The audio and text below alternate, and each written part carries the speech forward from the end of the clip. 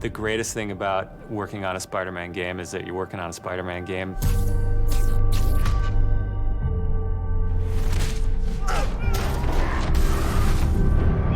The hardest thing is that it's a Spider-Man game. We really care about storytelling here at Insomniac.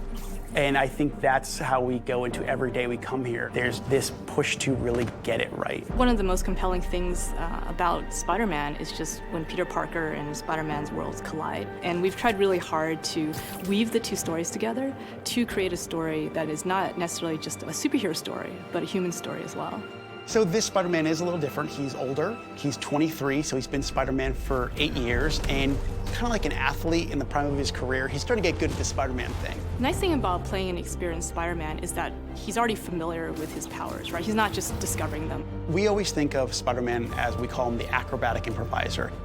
He's looking for not only how he can take advantage of the way the enemies are positioned, but what around him. Could he use this object to grab with his webs and throw at an enemy? We want people to not only see the enemies in front of them, but the environment around, to take advantage of both of them.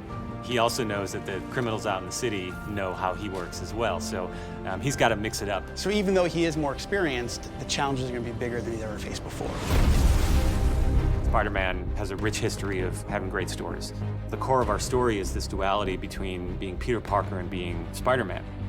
What's cool about Mr. Negative is that he also has a duality. He's got his positive side as Martin Lee, who runs the homeless shelters in the city, but he also has his negative side.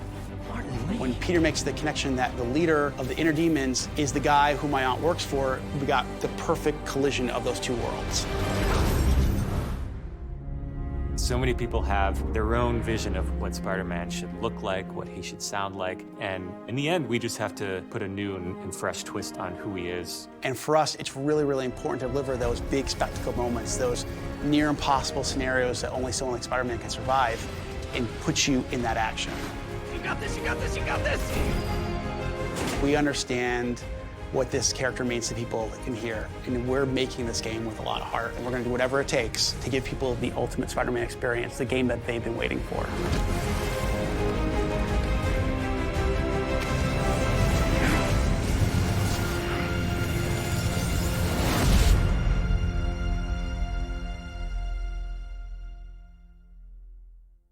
PlayStation